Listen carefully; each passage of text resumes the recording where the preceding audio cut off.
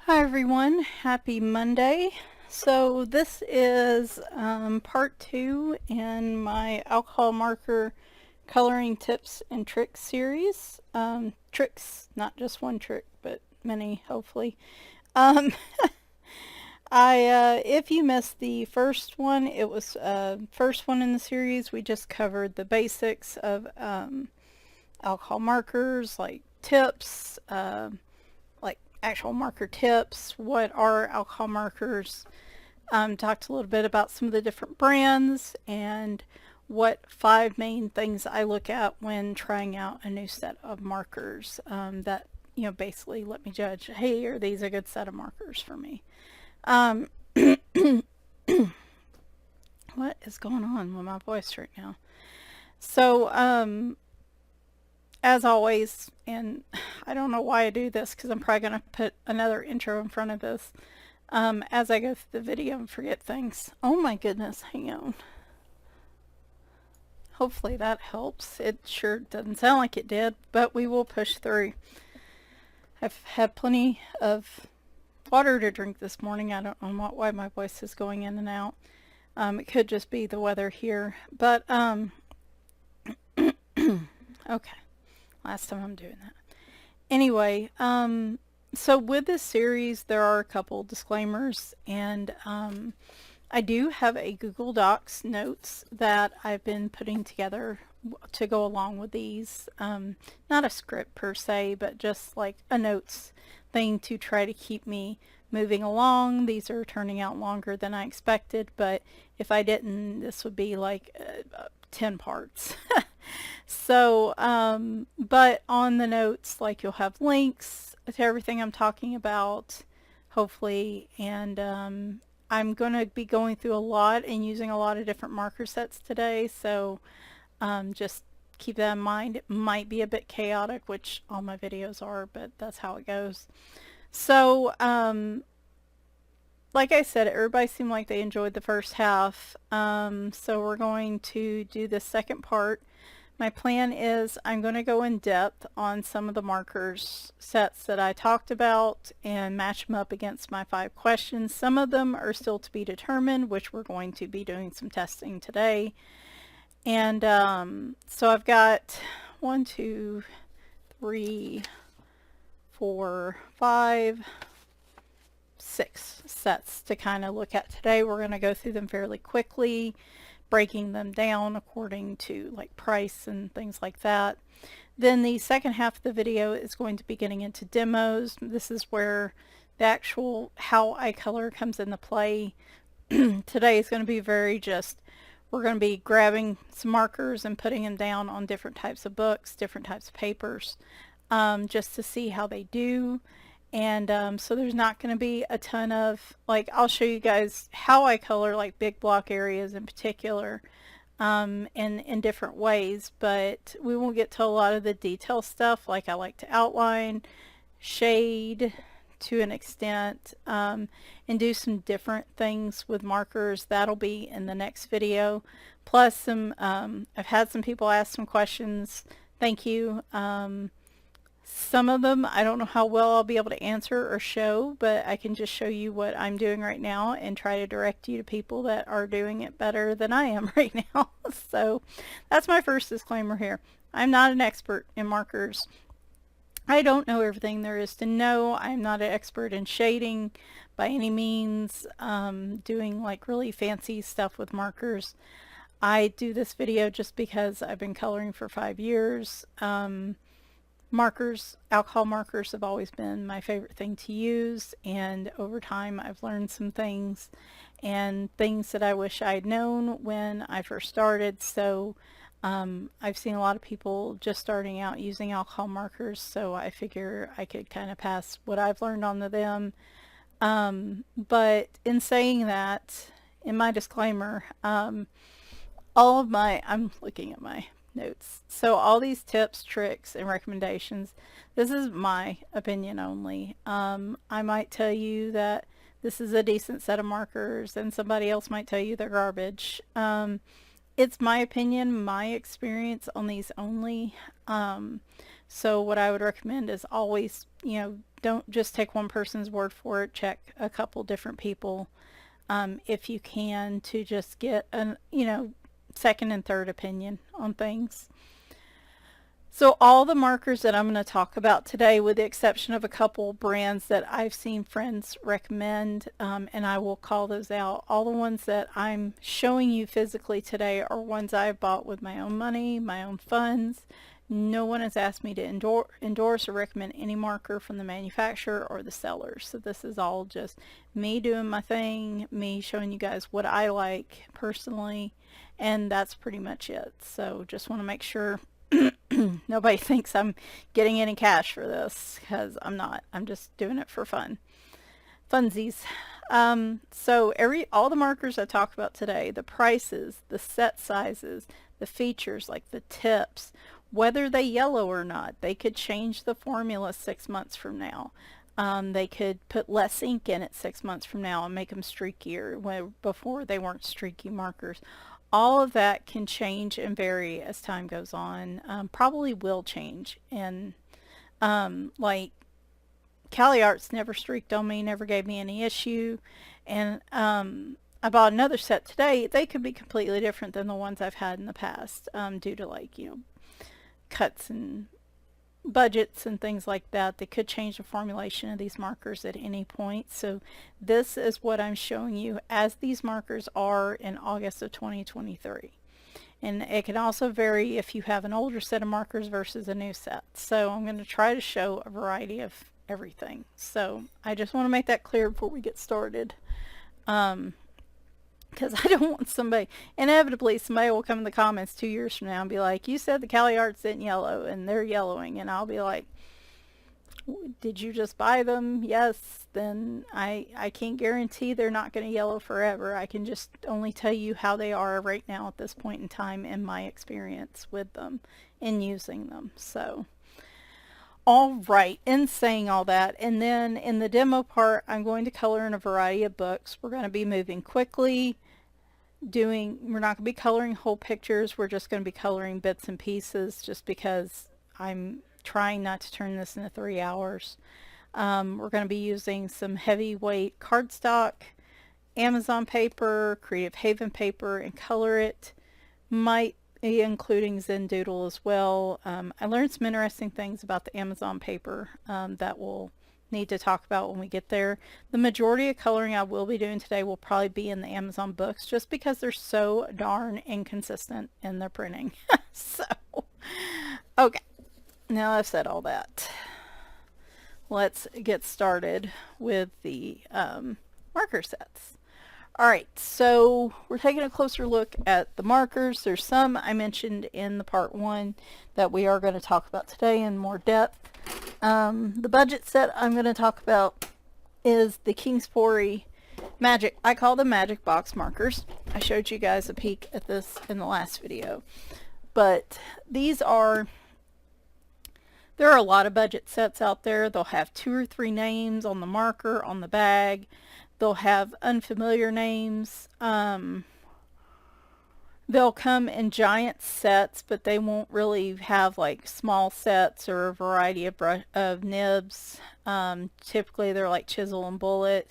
They come in a ton of colors, and they can be a good deal. They can be a good budget buy if there are certain things that you're not looking for. So yeah, this is another disclaimer I wanted to say at the start of the video. So I'm going to sit here and say all coloring is awesome. All coloring is beautiful. A lot of us color for different reasons. Some of us color for the artistry of it. We want our pages to look good, and we do things to pretty them up, and some people want to increase their skill set.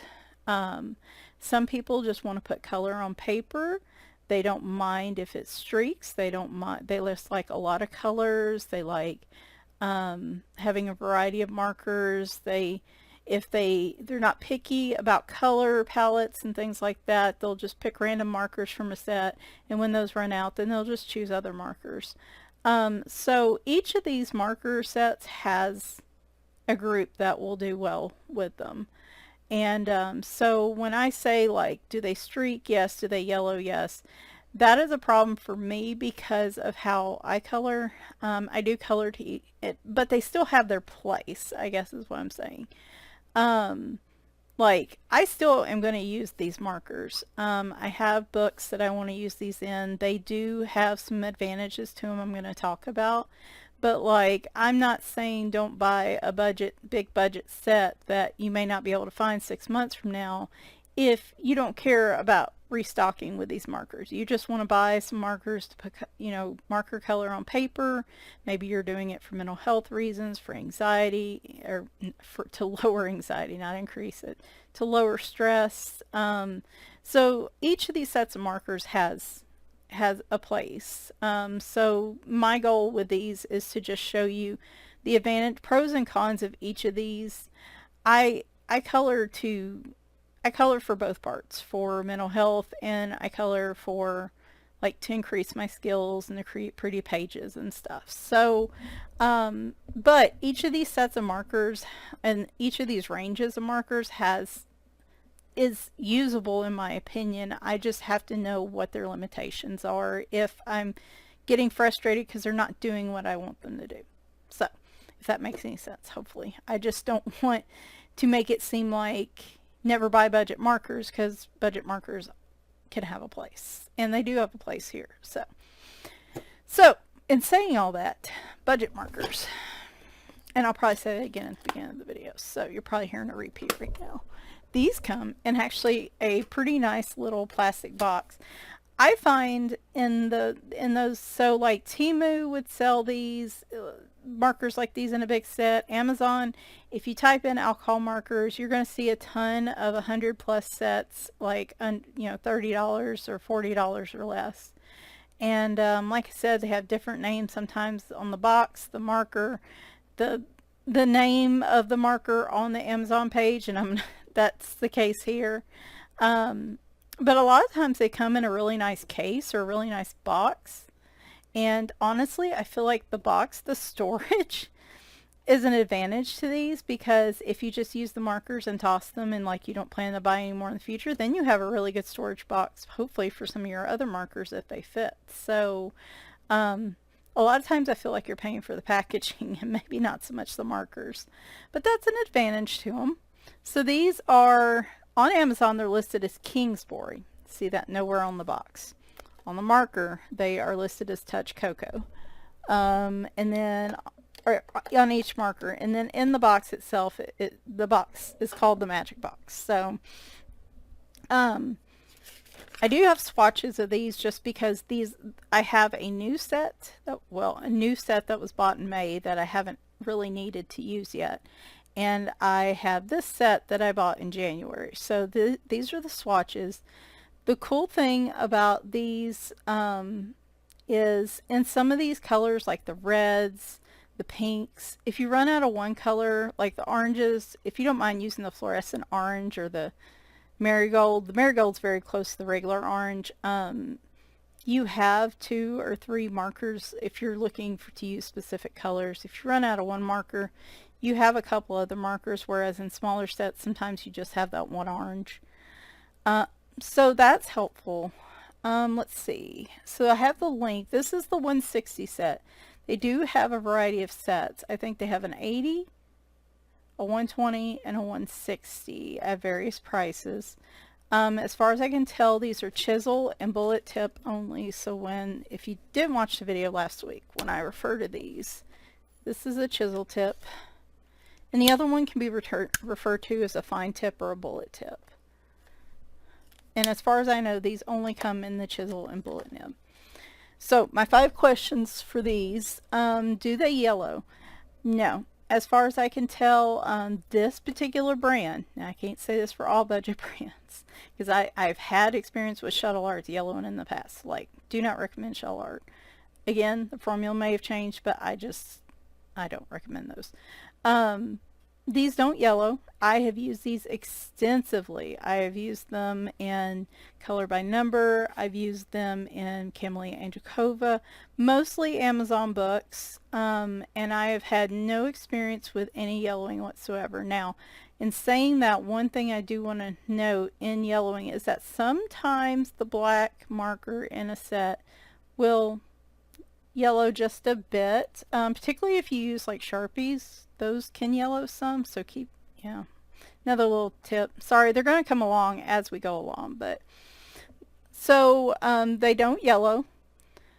Streak, dry too quickly. If you're wondering what my 5 questions are, check out the notes. I will add these to the part 1 notes so you can go see those part 1 questions in detail, but in part 2 they're just broken down very quickly. So do they yellow is number 1, and when I say yellow, do they yellow the pages in front of them or behind them over time? Particularly like reds and browns will do that in some sets.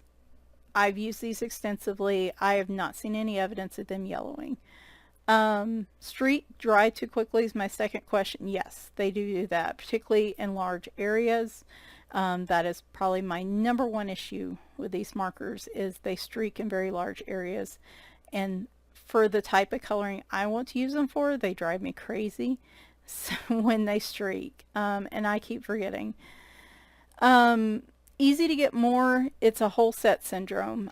These are not open stock or refillable. If you run out of colors and you want those colors again, you're going to have to buy maybe not the whole 160 set, like if you have a 160 set, but you'd have to look real close at like the 80 and 120 sets to see if those colors are in there.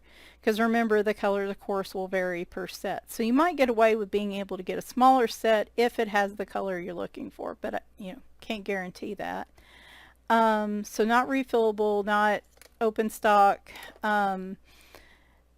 Last in storage, I've had these since January. They've lasted pretty well in storage. That's been what, 6-7 months. There's a lot of colors in here I haven't touched, but some of you can see there are gaps that have started to appear. And a lot of these are nearing the end of their life too, like a lot of my greens and a lot of my blues. Probably quite a few of my reds and yellows. A lot of these really unique kind of pastel-y colors I haven't used as much. But like my browns are starting to go. So like a lot of these are close to the end of their life, but like I feel like they've handled in storage well. There's been a couple markers I feel like I've pulled out that I didn't use a lot to begin with that are drying out. The pastels in particular seem drier. The lighter colors and pastels seem drier, probably just because the ink's not as dark in them. So I have a feeling all these are going to probably, and lighter colors tend to streak more.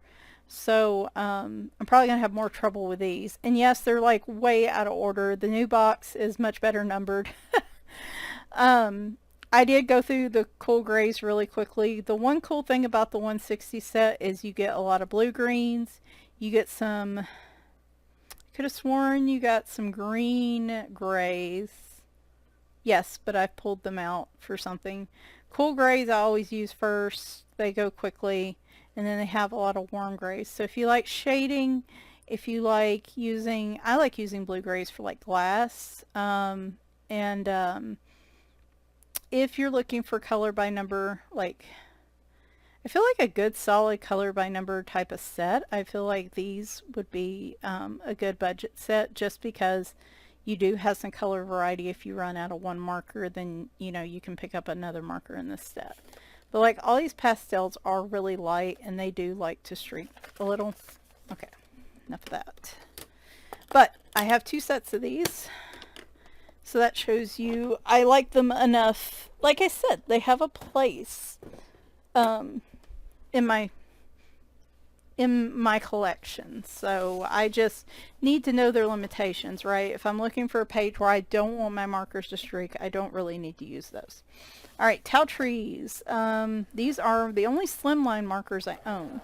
I believe Ohuhus has some, but they are, I have heard of some yellowing with them, so might want to go, you know, if you're interested in the Ohuhus, you might want to go look those up. But again, hearsay, but I know I've heard people say in reviews that they've had some problems with yellowing with them. I think they come in a plastic box. The Taotrees are my tried and true slimline markers. They were the first set I bought. I have 2 sets now. They come in 101.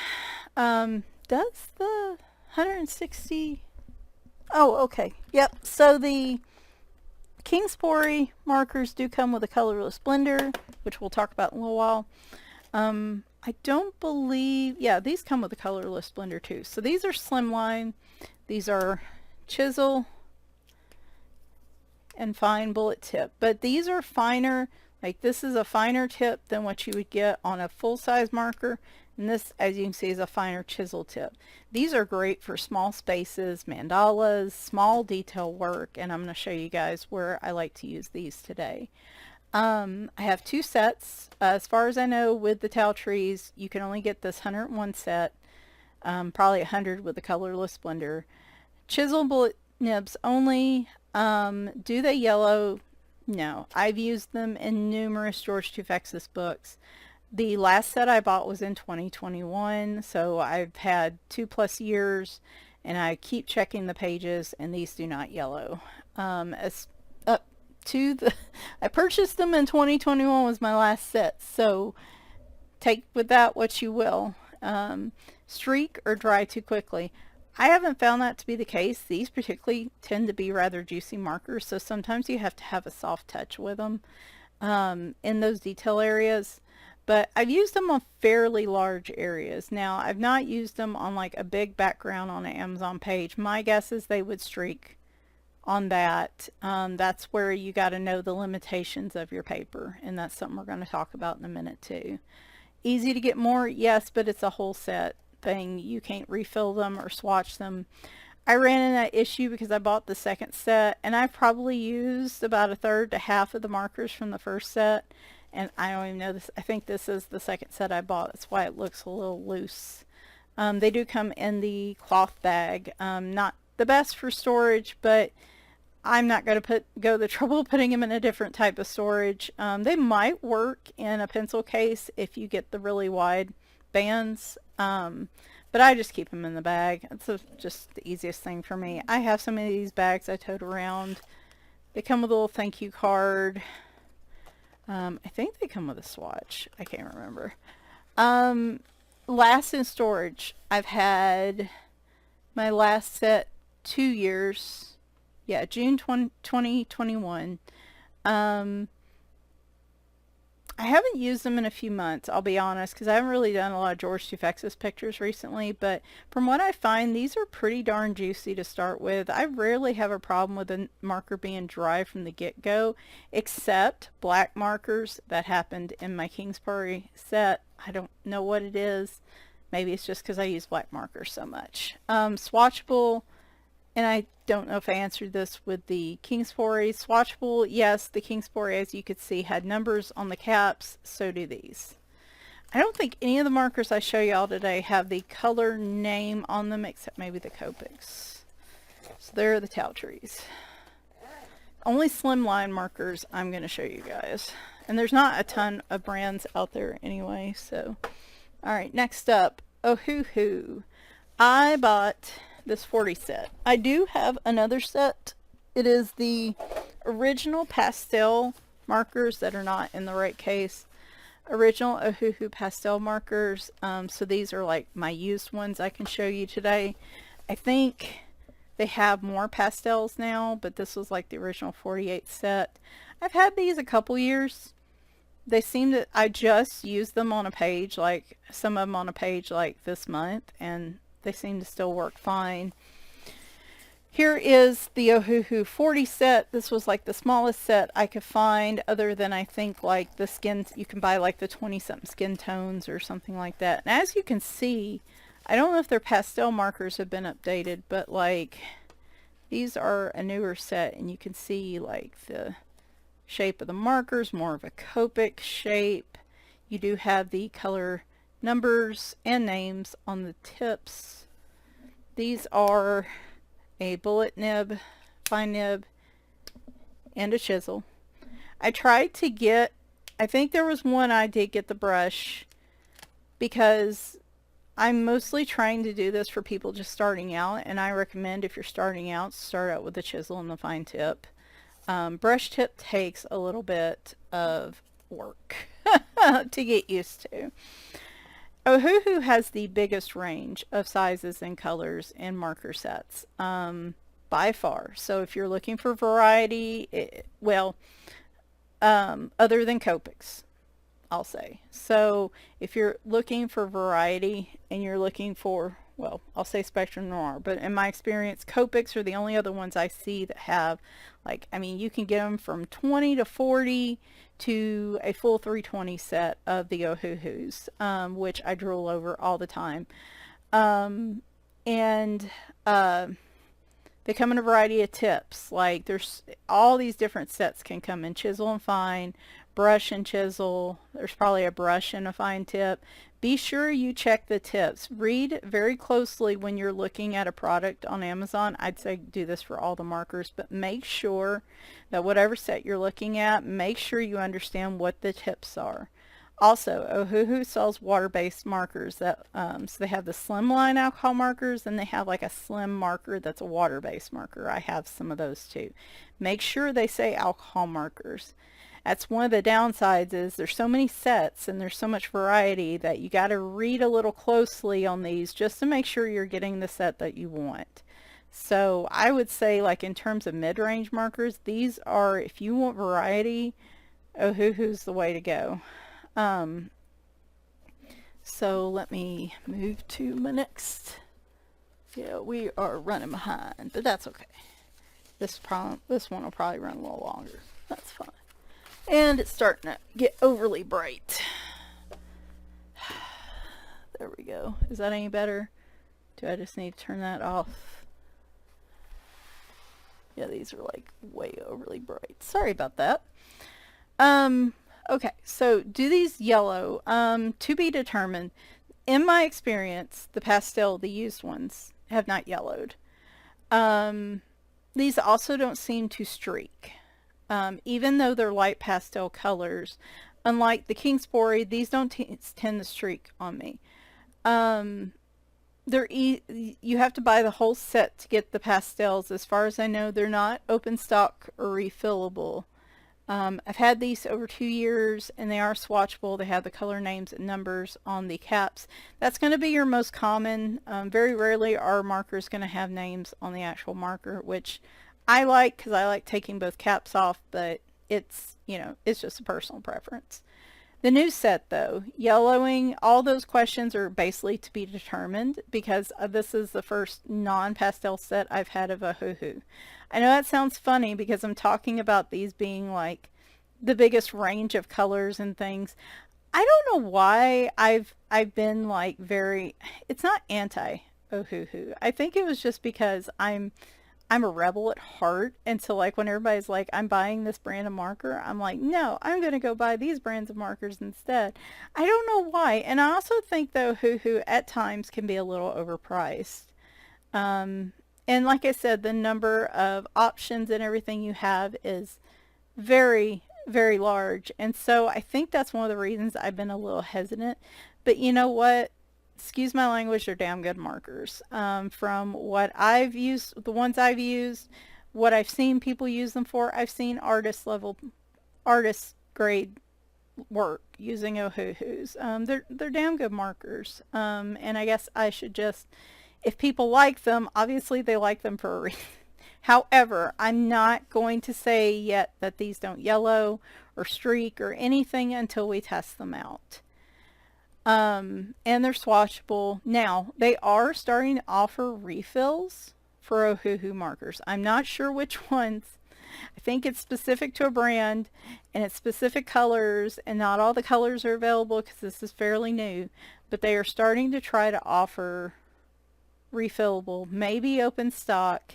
If you know in the comments, feel free to add, but it is not widespread yet. It's coming though, so that's also something to keep in mind in terms of, are these easy to get? But for right now, you pretty much have to buy a set to be able to get specific colors. Now, you may be able to get different sets if they have, there might be some color overlap with these different sets, but I can't guarantee that. Like in the big set, I don't know if the pastels are included or not in the 320. So like be sure to check on that too. Like if you have the pastels and you want the really big set, unless you want another set of the pastels, maybe you don't need them. So anyway, so there's Ohuhu. Caliarts. I also bought a 40-ish set of these. This is the 41 set. Ohuhu came with a colorless blender in both. And so does the Caliart. We're going to talk about how I've seen people use a colorless blender, but it's not the way you think you would use it. And that's one of the reasons we're going to talk about in the tips. So this is kind of like the Ohuhus, and where you get a broad range of colors in a small set to try out. I like using, if I'm not using like my magic box ones, I like using these small sets for color by numbers, because usually in a standard color by number you can get just about all the colors you need in here. And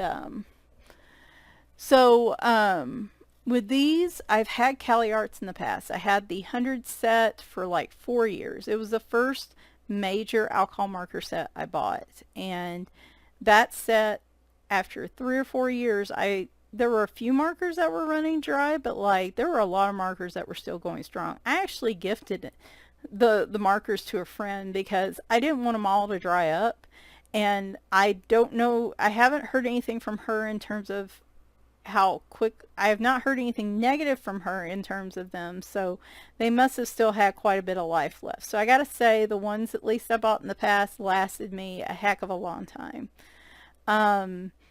This is a brand new set I just bought, so we're gonna have to see about storage. Do the yellow, not in my past experience, but of course we're going to test these. Streak dry too quickly, not in my past experience, but again, we'll test with these. Easy to get more. Usually you have to buy the whole set. They're not refillable, they're not replaceable. Caliarts do not have the variety that Ohuhus have. I thought they had a lot of brush tip options, but the last time I checked just now, I didn't see very many. It was just in like this 40 set. Is this the brush? No. So this is the chisel tip.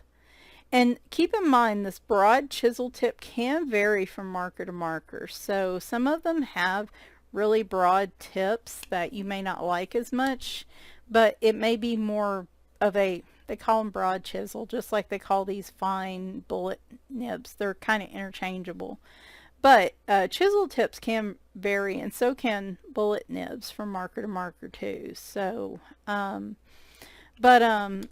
brush option I saw was like in a 40 set, but they could just be out of stock. Now again, also keep in mind with Ohuhu and Caliart, they're always available. Like I've seen, you know, Caliart's been around for 5 years. Ohuhu's probably been around for 3 or 4. I have no doubt that, you know, they're going to be here for a while. However, due to warehouse issues, due to restocking, you know, with everything that happened with COVID, sometimes supplies are still in demand, and so production may be slowed. So markers that they have available right now, they may not have them available, you know, 6 months from now, but it may just be a temporary issue. So I would always check with the manufacturer on those. I don't know if KINSPORY magic box markers will be here forever. Taotrees have been here a number of years, so I feel like they're good for long lasting. It's one of the things I hadn't really talked about much, but Caliarts and Ohuhus, though, I think have been the longest ones besides Copics that I've seen. Last in storage, like I said, the original set, a lot of those lasted 4+ years. And then swatchable, again, you have the color numbers on the caps, no names on these. So some people like having the names, some people don't. Some people don't care. All right, expensive. Well, we're going to talk about these first, even though the Copics are in ours. This is the Arrtx 24 set of pastels. They don't have as many range of as much a range of sizes as I thought they did originally. They've got a whole lot of like little 24 sets, and I probably should have just bought regular colors, but I wanted to try another set of pastels because I have my Ohuhu ones.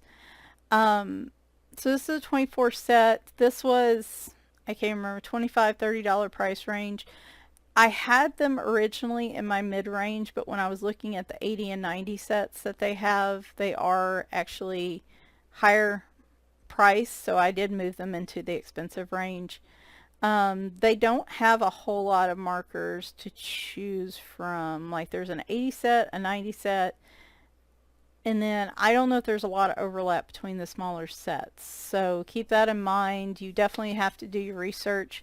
These come in a really interesting case though. It's this little snappable case. I don't know, their packaging seems to be really good. But those are the markers. I don't particularly like that they're all crowded into these bands. These are the Ohuhus sketch markers. So they do have some different like brands, kind of like Ohuhu has, I think like a Honolulu series. You know, there are some series within the marker brands as well. Now this one, there's your chisel tip. And this one I did indeed get the brush tip. And this is just a set of 24. The numbers are nice and large. I like that. I don't know anything about these other than like the research I've done. I know some people that use them. Like I think Lisa's Coloring Corner has swatched them and used them. They are, I believe they do offer nib replacements, but as far as I can tell, they're still whole sets, though I think there's some talk to make these refillable, or maybe I'm thinking of another, maybe I'm thinking Artify. Anyway, it's hard because they're all very, you know, the very similar names. I don't know if they yellow, if they streak. That's all stuff we're going to test today, but I wanted to get another brand to try. And finally, my Copics. I may insert a picture here to show you guys my whole set. I do have the full set. Sorry for my pale arm. We'll just show you one tray of them. These have the marker name, marker number on them, and they also have the marker number on the marker itself. So very easy if I'm taking both caps off to color to be able to put these back together if I'm not lazy and not paying attention. Here, these are Copics sketch. These are the brush and the chisel. The chisel is a very small, kind of fine chisel. I wouldn't call it like a super broad one. There are also, so the Copics sketch is, so they have Copics sketch and they have Copics Ciao. Copics Ciao are a little cheaper. They're more of a round marker instead of a oval shape. They don't come in as many colors, but I think they have a broader tip, so they're better for large areas. But if you're looking more for like blendable markers and like art markers, Copic Sketch are the way to go. These come in a huge variety of sets. You can buy them in like small sets of 6. You can buy them, the way I bought them was in each set was like 76 markers, and I got sets A through E. So there's a lot of different ways you can get these, and you can buy them open stock. You can buy them open stock, you can buy refills for them, and you can buy replacement nibs for them. So a lot of ways to, if you're worried about like landfill, like, you know, overfilling landfills and a lot of waste of plastic and stuff, buying refills and then nib replacements can help these last a long time and like reduce your overall, I guess, garbage output, which is a concern for me. I don't like wasting a lot of plastic markers like that. over time. So that was one of the reasons I invested in these. Um, do these yellow? No, not in my experience with them. And my first set is over 4 years old. And I've never had an issue with these yellowing. Streak dry too quickly. This is paper dependent. Because these don't flow as heavily as like your mid-price, these give a more consistent flow. On certain paper, these can act a bit weird and a bit streaky. And a lot of it is paper dependent. So this is where testing comes into play. Easy to get more. Like I said, these are the easiest thing. If you want just the marker, which is probably the marker, full marker replacement is probably going to be your most expensive way to do it. Refills come in, usually you can refill 3 or 4 times. It's messy. Refills are messy. There's not a good way to tell how much you should put in the marker, in my opinion. Like, I'm sure there is, but like I can't figure it out.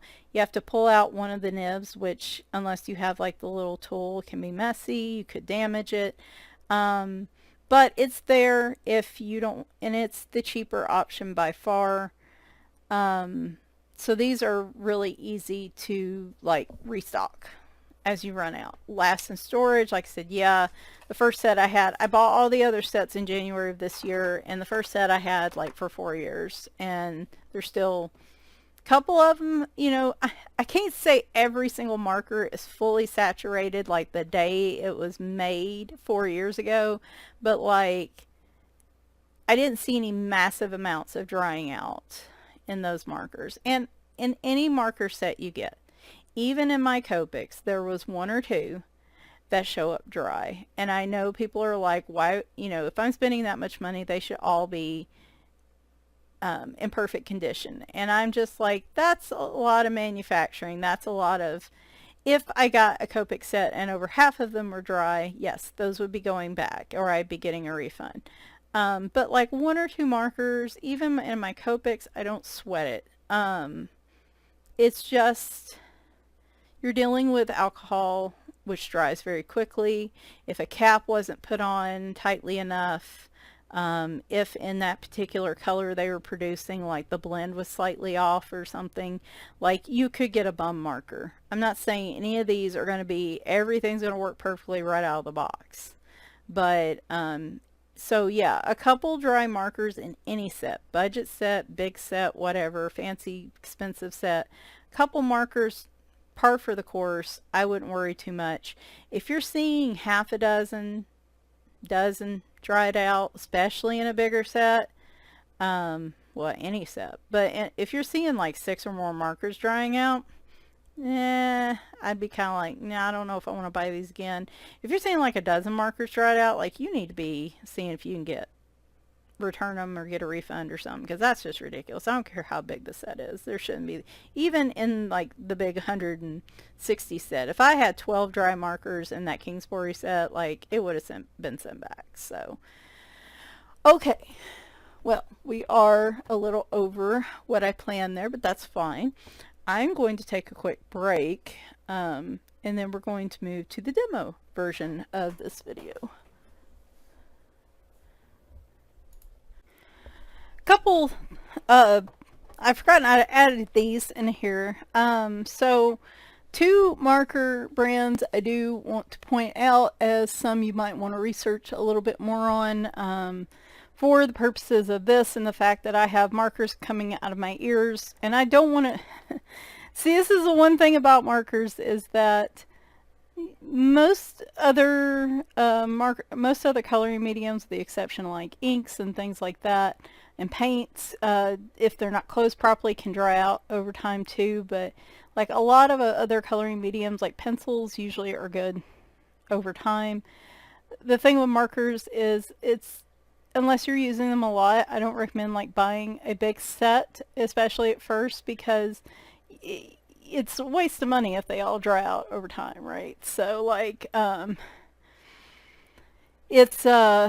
don't want to buy a whole bunch of sets, because then I wind up with exactly what I have now, is a whole bunch of sets, especially off-brand sets, that I don't want to dry out or go bad over time. So I'm frantically trying to use them as quickly as I can, but sometimes you just get in mood to use other things, or you just get in a coloring funk, right? So that's why I try to buy brands that last, so I know that I'm not just burning up money.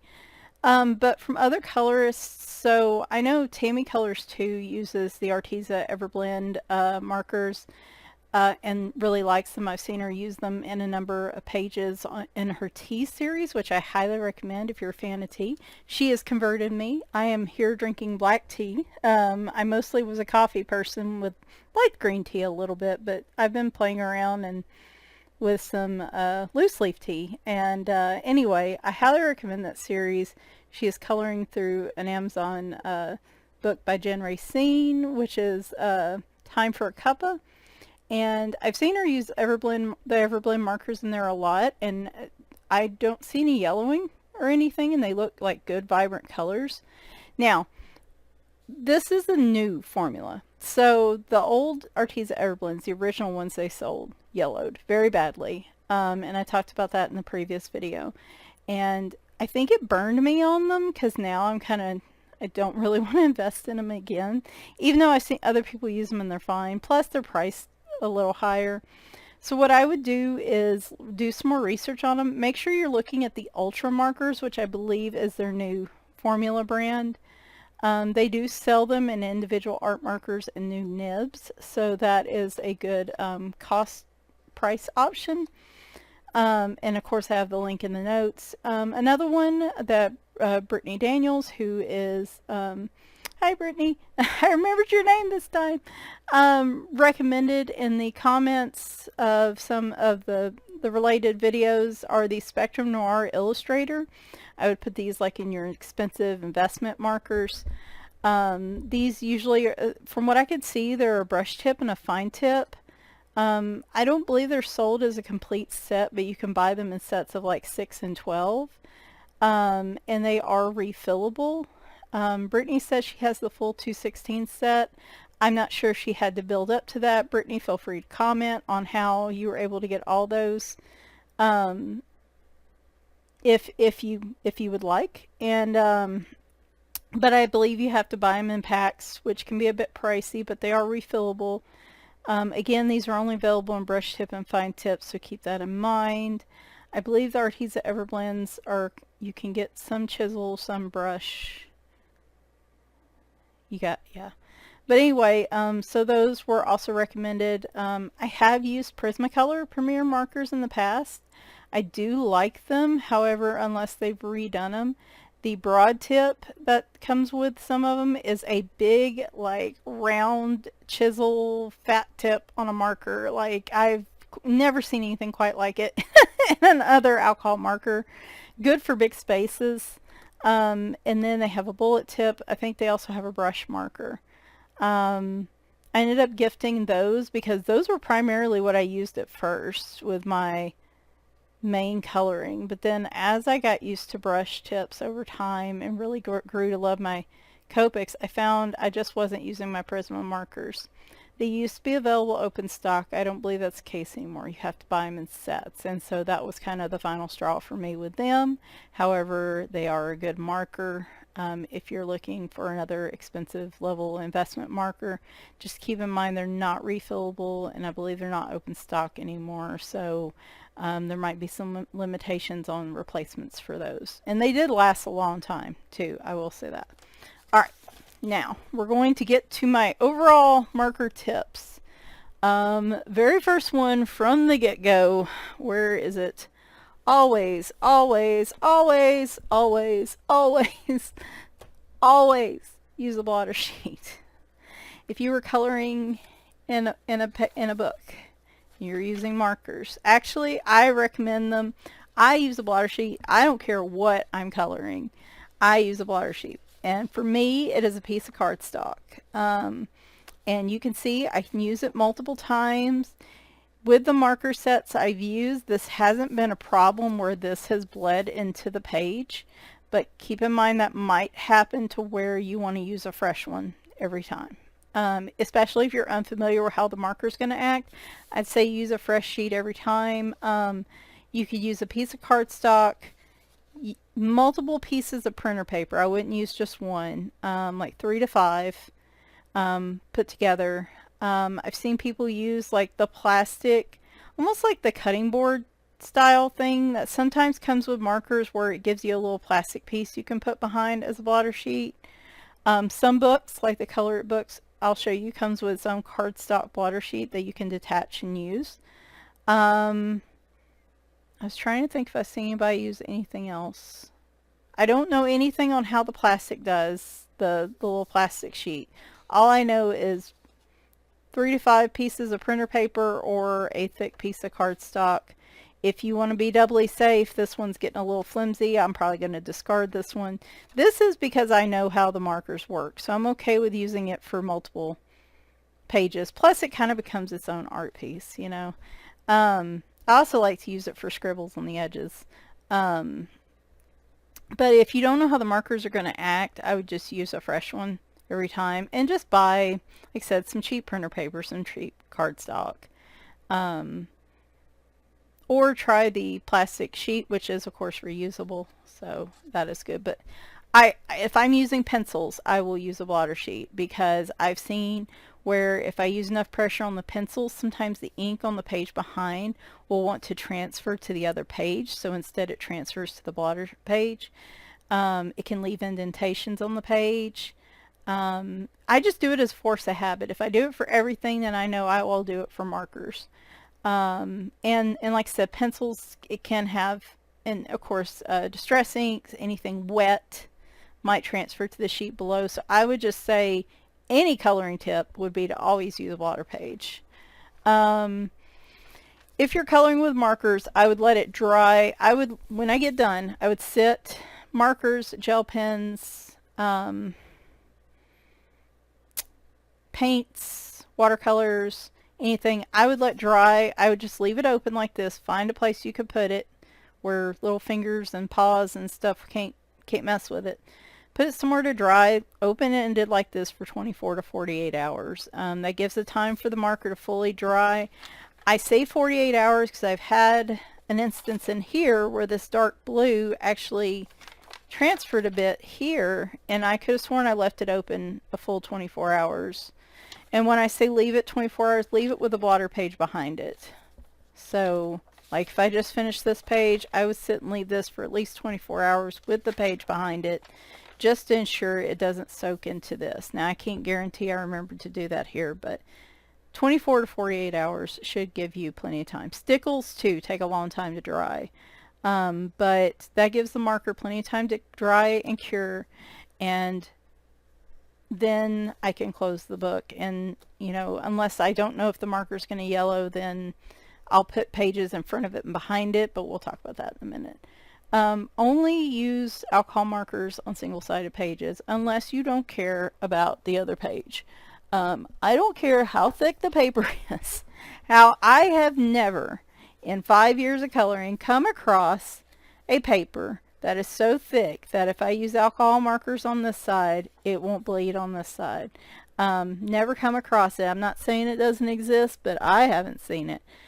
So if you're using alcohol markers on a page, just know it will bleed to the next page. Now, some people have found if you use gesso or if you use something to treat the page, you can sometimes prevent it from bleeding through if you treat the page.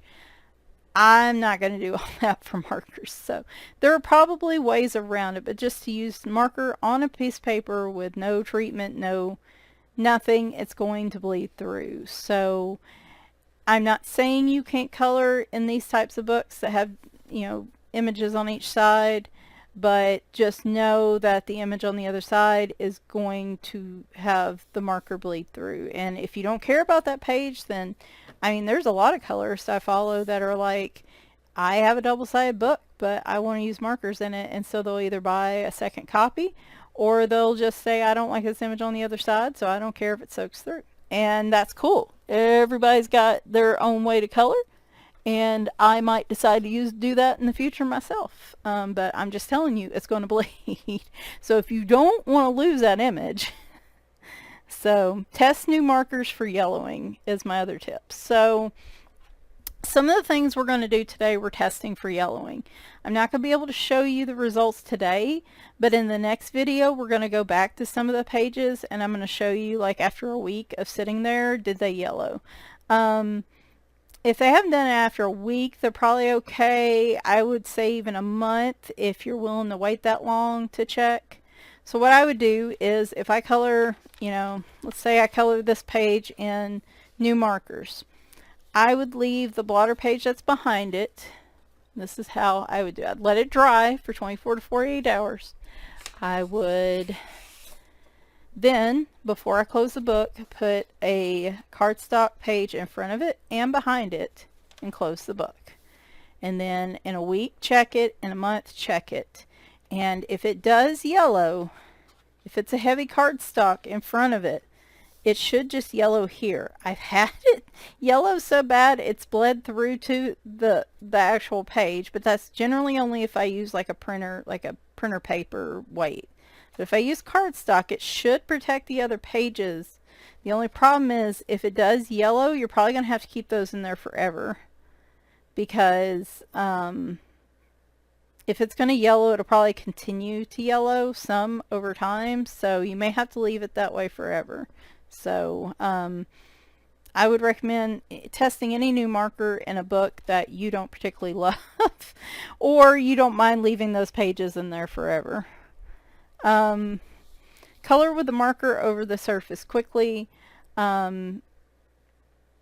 especially in the summer, or a lot of it, some of it has to do with the paper. So this is where we're going to talk about paper. I guess we'll just go ahead and talk about this stuff. So basically, when it comes to alcohol markers, a lot of it depends on how, it's not just the marker itself, but it's the paper quality. So like, this is regular Amazon paper. I found this first page was a very, it even was streaky for Copics, which is unusual for me. So this felt like a very, you know, this is probably closer to copy paper than heavier weight paper. So because of that, marker is going to dry a lot faster on toothier, lower weight paper than it is on like more cardstock, heavier paper. If you want to blend, this impacts if you want to blend, this impacts if you want to cover large areas with marker and you don't want it to streak. So it's really important to know your paper type and to test. I mean, that's just the best thing I could say is test and practice. The faster it dries, the faster you're going to have to cover the surface to avoid streaking. This is where your chisel tips come into play to cover big areas. I'm going to show you in a minute like how I try to work to cover big areas using drier markers and then just using standard, you know, juicy markers. I have different methods for different things. So like, that's why I said practice is important. Just learning how you work best with the markers is going to be real, in the paper you're using is going to be how you really can grow to love markers over time. It's like any other medium. It's not just putting marker on paper and calling it a day. You've got to actually learn, there's nuances to it if you want to improve your skills. But if you don't and you just want to put marker on paper, that's cool too. That's, I guess, you know, I'm trying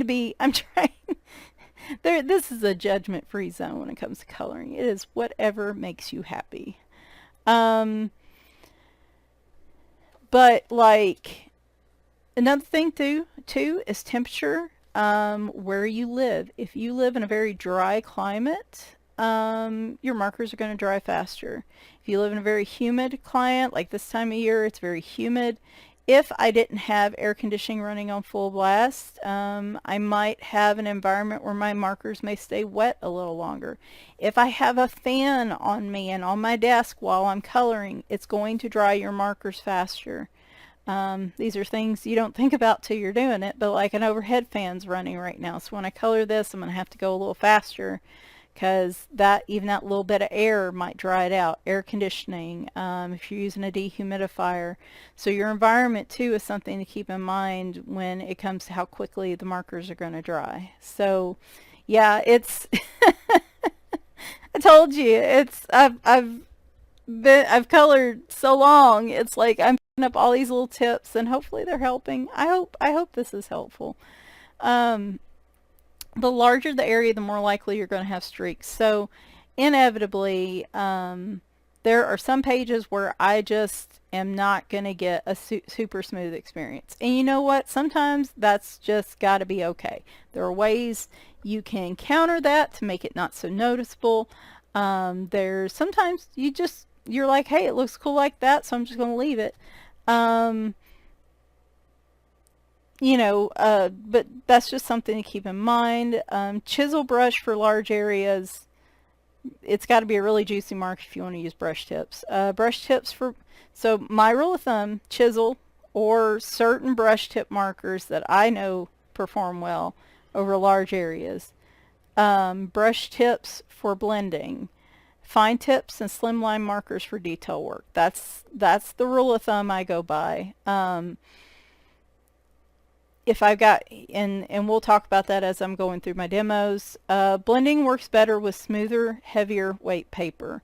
As I said, because of the speed of drying on Amazon paper, because of the weight of it, because of the scratchiness, toothiness of the paper, blending's a real chore on Amazon paper. It can be done, and we're going to try to do some next week, but it is not easy. So please don't get frustrated if you're practicing and you're trying and you're like, I want a blend marker, and you start on Amazon paper. You're going to probably be disappointed. You're going to have to put a lot of marker down. It's going to soak up a lot of the marker, which reduces how much marker you have left in there. It's going to soak up your markers faster. So yeah, this is something too I guess I need to add here. Blending does require some extra, you'll have to use more ink. So gosh, now I'm losing my train of thought. It's a lot of information. The toothier the paper, the lower the weight the paper. It's going to soak up the marker. That's why it's drying faster, but it's going to soak up more of the marker than like a marker paper or a smoother, heavier cardstock. Because of that, and because of that toothy paper, it's going to be more brutal on your markers. So a lot of times people get horrified if I use my Copics in an Amazon book. I'm not here to tell anybody how to spend their money or how to use their coloring mediums. If you want to use Copics and Amazon paper, you like the look, you like how it works, it makes you happy, and you're okay with replacing nibs or refilling the markers and getting new markers, and you have the funds to do so, and it makes, at the end of the day, if that's what makes you happy, go for it. I'm not going to sit here and tell you what not to do in regards to that, but what I am going to tell you is that if you do use Copics on Amazon paper, it is going to put more wear and tear, and it's going to use up more of your ink faster. So take with that information what you will and make your decision based on that, but I am telling you that it will do that. Do I still use Copics in Amazon books? Yeah, I bet your bottom I do. And it also depends on the Amazon book, which we're going to talk about. Brush tips will probably fray faster on Amazon paper. Your chisel tips and bullet tips will probably stay, they will be more longer lasting.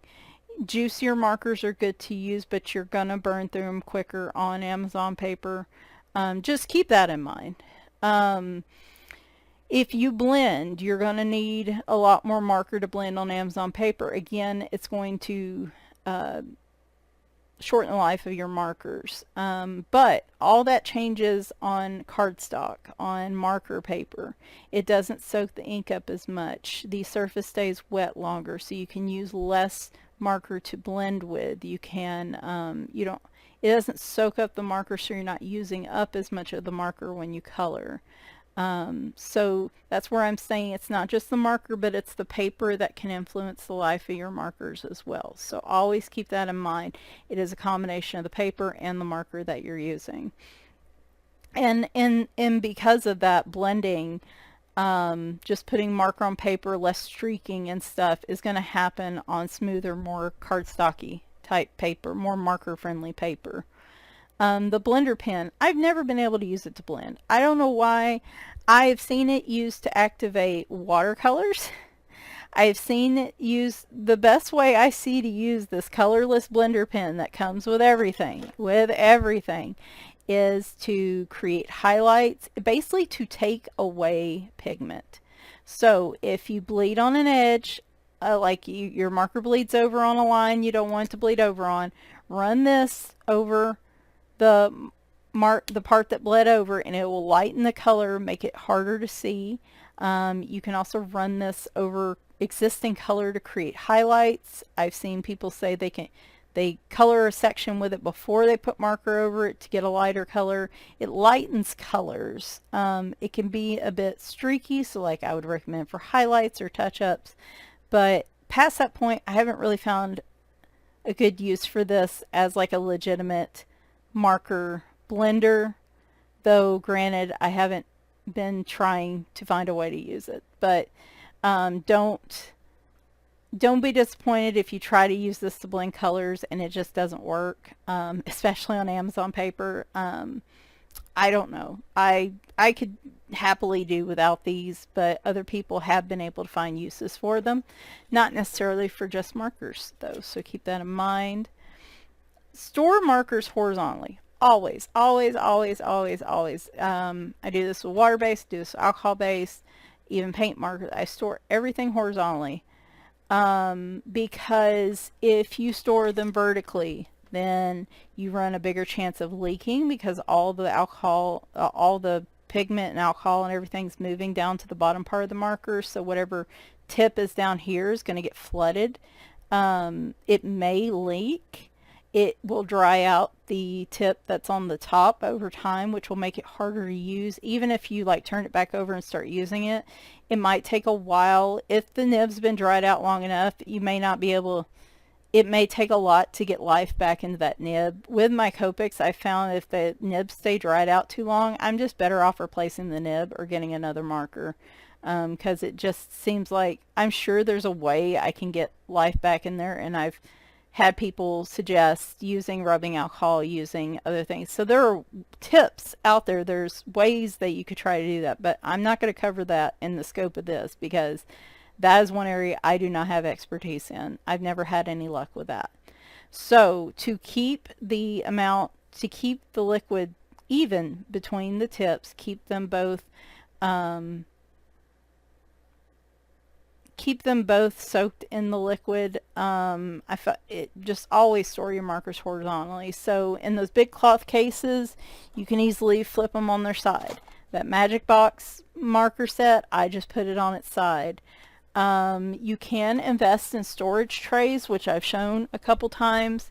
These are part of the Spectrum Noir Crafter's Companion tray sets. You can buy them, I think, in sets of 6. I store my Copics, my Tombows, my real brush pens, any watercolor based marker I store in these. And then most of my other markers I just keep in bags. When that set of Magic Box markers, I actually have 2 boxes now, so when that set of Magic Box markers is gone, I have a box, an actual box instead of a cloth bag to put my markers in, so I'll be using that for storage. But always store them horizontally. You could even take, and if you don't have the funds, you could take a box. I've in the past taken like a cardboard box that they fit in well, created dividers using the cardboard, like you could hot glue them in, just whatever it is, so when you set it on the side they don't all slide out, I guess is what I'm trying to say. But like you can even create sort of storage using that. You can buy those cases that, like these, you can buy cases. Well, see, now that's one downside of this case. I just pulled this case over and like half of them fell out. You can even buy cases like this that have the big expands for storage. But like you can see, I just grabbed it to pull it and like half of them fell out. So they're not very secure. But this will store them on their side. So there's a lot of different ways to do that. And then we're going to talk about paper. Where are we at? What, this is going to be a long video. Hang on. All right. So paper. As I said, the critical piece, just as equally important to me as the marker, is the paper. When you're trying to get the best results with your markers. You can, I've seen people say you can't blend on Amazon paper. You can blend on Amazon paper. You can blend on marker paper. You can blend on, and you know, higher quality paper. But it's not going to be the same way. It's not going to be the same experience. It's not going to be consistent. Like, you have to work at it for lower weight paper. Now, Amazon books, one of the reasons I'm really emphasizing testing is Amazon paper can be very inconsistent. So when I talk about Amazon paper, if you're not aware, a lot of artists, some of my favorite artists, most of my favorite artists, let's be honest, self-publish through Amazon. It's a cheaper way to get their books out there. They don't have to try to get a publisher involved. They can self-publish, self-market. A lot of artists that we all love and support go through, and it's called the KDP process for Amazon publishing. They also have self-publishing for people who write actual books too as well. They can publish digital and they can publish on paper. Now, I don't know if coloring books can be published digitally. I don't know. That's a good question. Most of the time, if an artist is going to make their stuff available digitally, they'll do so through like Etsy, or Lulu is another site that can publish paperback, hardback, and digitally. So there's a couple options that way. So like I said, the majority of the books I have by far are Amazon published books. And so what happens is Amazon has a number of printing facilities. You order a book, they will pick a site. I don't know what the rhyme or reason is, but they will pick a site where if you order, 3 or 4 books, they should all be printed basically from the same site. Not always. Sometimes they can come from different ones. And the way you can tell it's an Amazon printed book is back here. All it'll say is made in the USA. They used to say more stuff back here, but for right now, it'll say made in the USA. It'll give you a location and a date that it printed. I find this to be interesting sometimes because this is the big thing about Amazon printing. It is cost effective for the artist, and I know some of them could not sell their coloring books any other way, and so I've learned to love Amazon paper because of that. But the biggest thing about the Amazon printing is inconsistency. Just inconsistency in paper weight, in paper quality. Even different printing presses use different weights of paper based on the research that I found. So over the 5 years of Amazon printed books that I've gotten, some of them that have black backgrounds, if they come off a press where they're not doing quality control, will have lines running through them. They won't have a good solid black background. So print quality's been an issue in the past. Paper weight is different. A book from 5 years ago is probably going to have a different paper than maybe from the same, like a Jade Summer book I bought 5 years ago. If I bought that same book today, I would put money on the fact that it is not the exact same type of paper or weight of paper, because they've changed that over the time, of course, to cut costs and stuff. I think they keep going with lower quality paper over time. So as bad as the paper was like 5 years ago, in some ways, now in some ways it's better, in some ways it's worse. So Not all Amazon books are created equal. When I was looking, I found that even the weight varies. I had the link, and then I think I closed everything. But one of the things I found, and I put the link in the notes, if I didn't, I'm going to put it in there, is the weight can vary. I think it said from 51 to 60 pounds, 60 pound paper, which means you can get 60 pound is basically what I would say should be the bare, it's just a step above printer paper, is the bare minimum I would want in a coloring book. Anything below 60 pound is tougher. It's more like copy paper. But on the site it says 51 to 60 pound paper for soft cover books in the standard paper. So they do have different types of paper. But in the standard paper it says 51 to 60 pounds, and that can vary based on printing location. So this Wilmington, this Middletown, Delaware book may have a different weight of paper. This is probably more closer to 50 pound paper than this Amazon book that came from Columbia, South Carolina. This feels more closer to 60 pound paper based on the marker experience I've had. So I know that's frustrating. I know it's hard. It's like, you know, how can I it almost makes you not want to buy Amazon books. But a way around that is to, a lot of people will buy the books, will cut them up and use a copy feature on the printer to copy them onto better quality paper. So you could do that. A lot of the artists, like Alexandra Francis, does make, it may not be all the images in her books, but she makes, she has digital versions of her books on Etsy. That can also be a cheaper option because a lot of times the digital versions are a little bit cheaper because, well, it depends, I guess, how much Etsy's taking from the artist. But sometimes they'll make them cheaper because they're not being printed on actual paper, so some of the cost of production's down a little. I can't guarantee that happens, but you know, sometimes that happens. Digital ones you can save on your computer and you can print them out any type of paper you want. So there's a couple different ways around that. You don't have to, you know, you buy the Amazon book, you don't have to use the Amazon paper, but I'm lazy, and just over time I have learned, again, it just takes a lot of practice. It's what you're comfortable with, what makes you happy.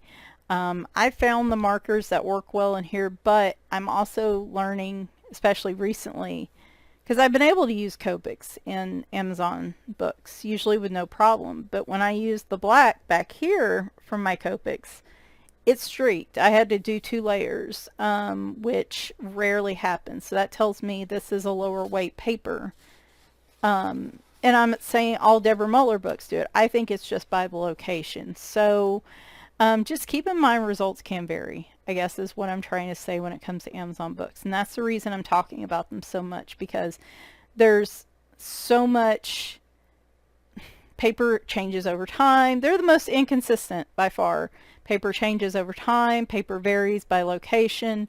They do have paper quality. So one paper I actually should be testing in, if I can find where Kitsandcaboodles would be a good one, because I haven't colored it. So in one of these books, so some you have your standard white or cream paper that has the 41 to 60 pound. Then you have a slightly higher weight. It'll be in the link. That's more of a shiny paper like this. This is a higher quality paper. Marker does better on this. Pencil does a lot better on this, in my opinion. So Amazon does have a higher quality paper they can print on that is a little more consistent, but again, it's a range of weights that can vary. So again, not all these are created equal based on where they're printed either. So I guess I should add that to our list as well. So that's why I talk so much about Amazon paper and markers. Just keep that in mind. If you get a new Amazon book and suddenly your markers aren't performing like they typically do, it's probably the weight of the paper in the book. And you know, you either need to copy it out on paper you like, or Heck, if you don't like it, send it back. Just tell them, you know, you didn't like Don't be satisfied with it. If the book's got lines through it, if it's printed backwards, if the quality's just not there, I would have no qualms sending a book back, if you have the ability to do it. Because, and I buy a lot of Amazon books, and I have to say I've been very fortunate in that I haven't had to do that very much, but I know people who have. So keep that in mind. Then there's cardstock. This image is from Cute Country by Coloring Book Cafe, I believe. I printed it on Nina cardstock. It's 110 pound smooth paper, so it's I think I got this recommendation from Colorfully Optimistic as a good marker paper.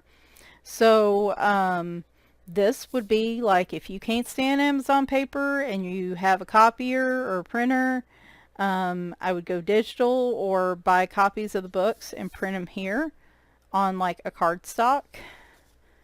And there are all kinds of different weights of cardstock and stuff. We're just going to try the 110 because it's a little more luxurious. Creative Haven paper is kind of a medium quality. I cannot say for sure. My guess is this is probably like an 80 pound paper, 70 to 80 pound paper. I've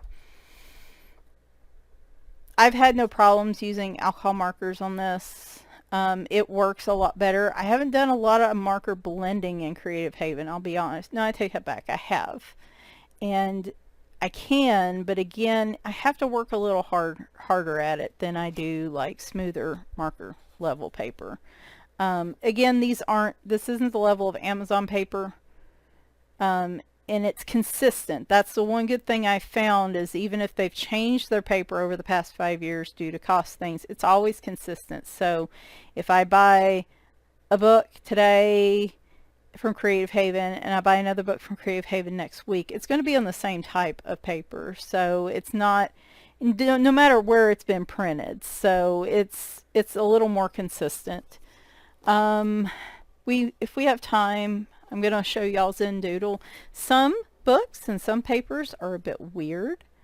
The Zendoodle books in particular have a bit of an odd paper. I kind of wanted to note because of markers. And then finally we have Caliarts, which is that heavy cardstock. This is premium marker paper. This is smooth. It's a thick cardstock. It's single-sided. This is supposed to be ideal for like blending and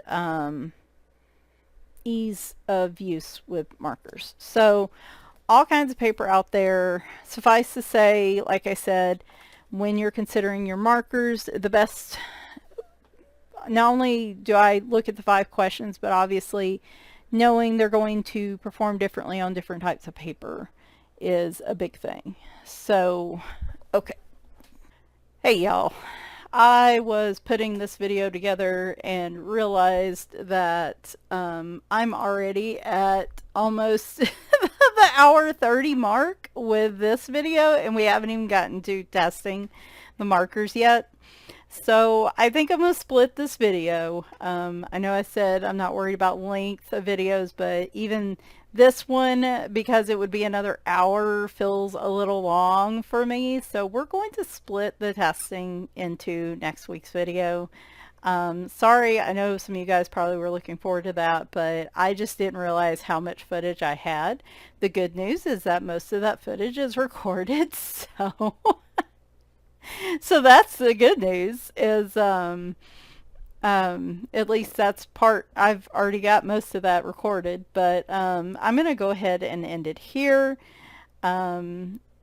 Thanks guys for watching. I hope this series has been useful. It's felt a little chaotic. I planned the first one so well, and the rest of them have just been kind of haphazard. So I feel very disorganized right now. Like my desks look terrible. There's markers everywhere. I can't even begin to tell you. But anyway, I do hope that you are enjoying the series, that you're getting maybe some usefulness out of it. And I will be back. I mean, I'll be back before next week with probably some more book flip throughs. I know we're probably coming up on completed pages. I'm not 100% convinced I'm going to be able to do that next weekend, but we're going to see. We're just going to see what the mood strikes me, but regardless of whatever other videos I put out this week, and there's a completed book video this week, y'all will see me back next Monday with part 3, where we're testing the markers that I was just talking about in different types of paper, focused mostly on Amazon paper because that's mostly what I color in, but I do cover marker paper, like heavier weight cardstock that's designed as marker paper, and like the Color It books. And then I also dip into a Creative Haven book, particularly George Dufexis, to show you specifically like how I mostly use the Taotree markers. So yeah, we will do that next week. I hope y'all have a good week, and bye for now.